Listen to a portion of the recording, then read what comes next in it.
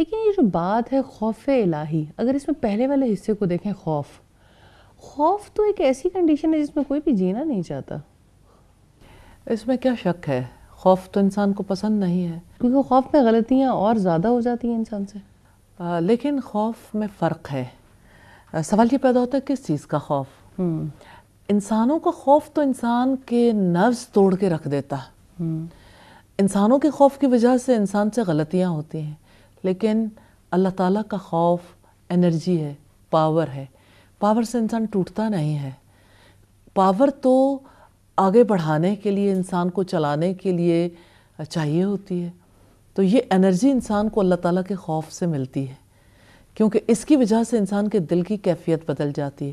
ہم نے ابتدا میں بھی ڈسکس کیا کہ انسان کے پاس یہ صرف مادی وجود نہیں ہے، انسان کی عقل اور اس کی روح دونوں جسمانی وجود کے ساتھ مل جاتی ہیں تو پورا انسان اور پوری انسانی شخصیت جو ہے وہ سامنے آتی.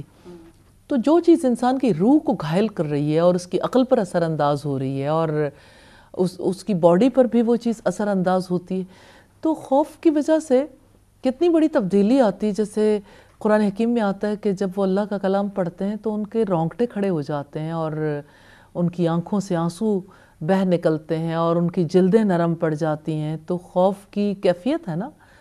اور جو بے خوف لوگ ہیں ان کی مثال بھی دی ہے سنگ دل لوگوں کی مثال، کہ ان کی مثال پتھروں کی طرح، یہ پتھروں سے بھی زیادہ سخت ہے.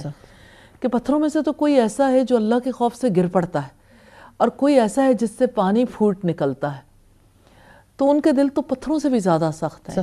تو یہ جو سختی ہے، دل کی سختی، اس میں ایک بہت بڑا فیکٹر آنکھوں سے آنسوؤں کا نہ بہنا ہے. اور دل کی سختی جو ہے ظاہر ہے کہ اس کی وجہ سے انسان اپنے رب کے ساتھ تعلق نہیں بنا پاتا.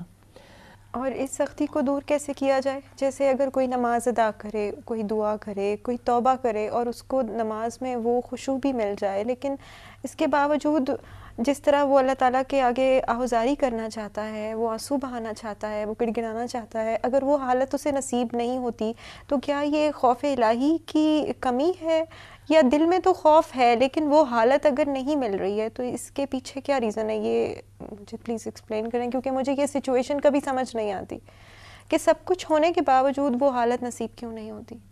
اس کی بہت سی ریزنز ہیں، اور ان میں سے ایک ریزن یہ بھی ہے غفلت کے اثرات تو ہوتے ہیں، گناہوں کے اثرات بھی ہوتے ہیں.